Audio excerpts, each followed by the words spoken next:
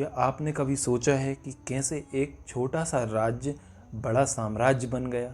मगध साम्राज्य एक ऐसा राज्य था जहां रहस्य और राजनीति का खेल ही सब कुछ था। क्या थी इस राज्य की अद्भुत कहानी जो आज भी हमारे इतिहास की गहराइयों में छुपी है? चलिए जानते हैं। अगर आप चैनल पर नए हैं तो प्लीज़ चैनल को सब्सक्राइब कर लीजिए। 6वीं शताब्दी ईसा पूर्व में पूर्वी उत्तर प्रदेश और पश्चिमी बिहार में लोहे के बढ़ते उपयोग से विकास हुआ, जिससे बड़ी बड़ी बस्तियों और शहरों का निर्माण हुआ और नए कृषि उपकरणों से किसानों की उपज में वृद्धि देखने को मिली। सैन्य और प्रशासनिक आवश्यकताओं की आपूर्ति के लिए शासकों ने कर के रूप में अतिरिक्त उत्पादन एकत्र किया। इन भौतिक लाभों ने स्वाभाविक रूप से लोगों को पड़ोसी क्षेत्र के लोगों की तुलना में अपने देश में रहने लायक बनाया। बड़े शहरों में अपने कार्यान्वयन केंद्रों के निर्माण के साथ बड़े राज्यों के विकास ने प्रादेशिक विचार को मजबूत किया। अब लोग जन या जनजाति से ज़्यादा अपने जनपद या अपने इलाके के प्रति निष्ठा रखने लगे थे। वैदिक काल के बाद कुछ जनपदों का उदय हुआ। 450 ईसा पूर्व के आसपास अफगानिस्तान और दक्षिण पूर्वी मध्य एशिया तक 40 जनपदों का उल्लेख पाणिनि द्वारा किया गया है। पाली ग्रंथों से पता चलता है कि जनपदों का विकास महाजनपदों में हुआ और वहीं हमें बुद्ध काल में 16 महाजनपदों का उल्लेख देखने को मिलता है। इनमें से अधिकांश का उदय मध्य गंगा के मैदानों में हुआ। यह ज़्यादातर विंध्य के उत्तर और पश्चिम की सीमाओं से लेकर बिहार तक फैले हुए थे, जिनमें मगध, कौशल, बस और अवंती शक्तिशाली जनपद थे। राजघाट की खुदाई से पता चला है कि सबसे पहले बस्तियों की शुरुआत 500 ईसा पूर्व के आसपास हुई और इस समय शहर मिट्टी की दीवारों से घिरे हुए थे और कौशल महाजनपद का एक महत्वपूर्ण शहर अयोध्या था, जो कि रामायण यानी भगवान राम से संबंधित है।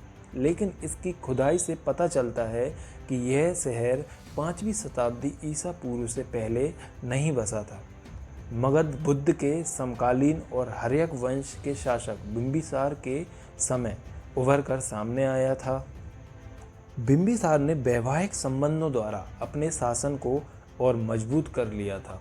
मगध का सबसे बड़ा प्रतिद्वंदी अवंती था, जिसकी राजधानी उज्जैन थी।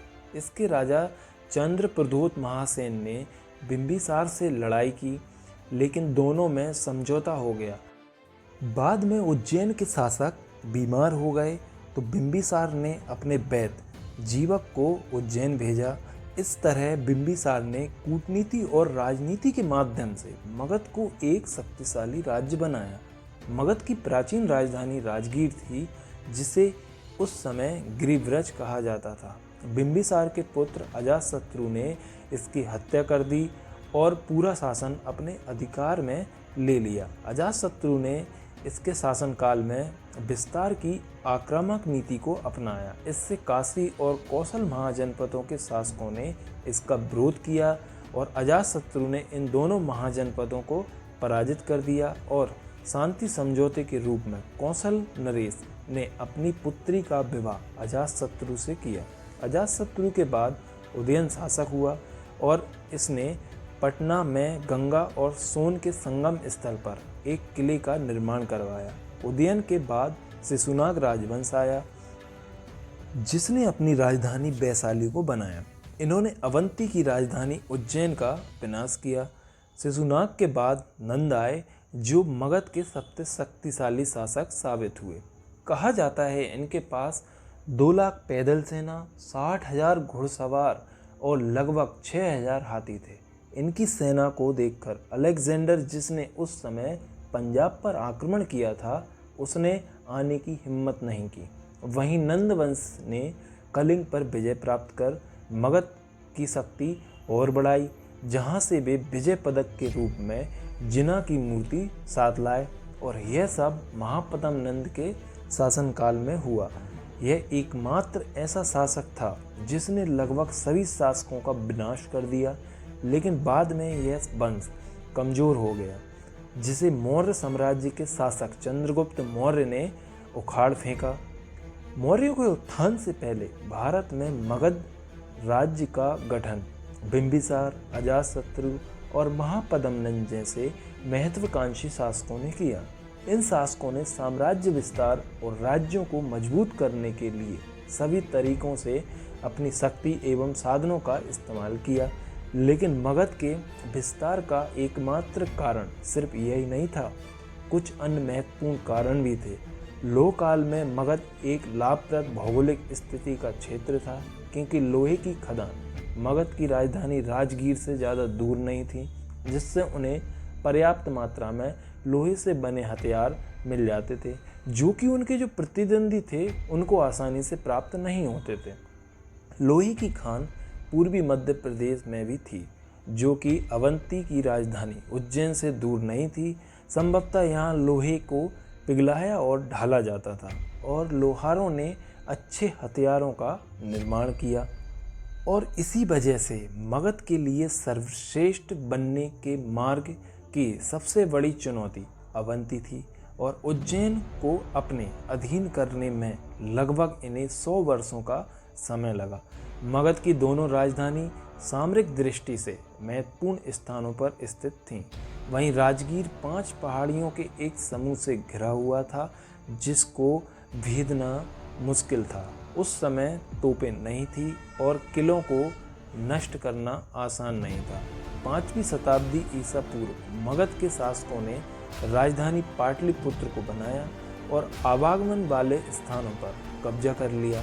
पाटलिपुत्र गंगा, गंडक और सोन के संगम पर स्थित था। औद्योगिक काल से पहले, जब संचार मुश्किल था, सेना नदियों के रास्ते से आ जा सकती थी और पटना की स्थिति उस समय अच्छी थी।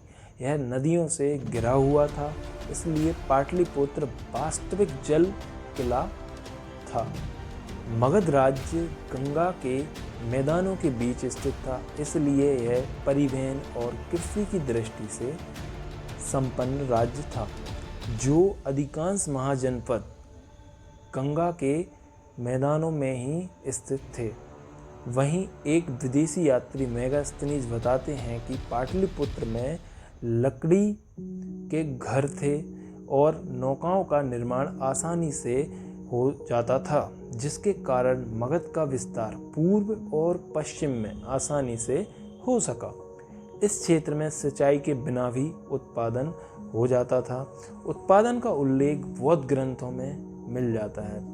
मगध के शासक घोड़े और रथों से परिचित थे, लेकिन मगध ने पहली बार पड़ोसी देशों से युद्ध में हाथियों का इस्तेमाल किया।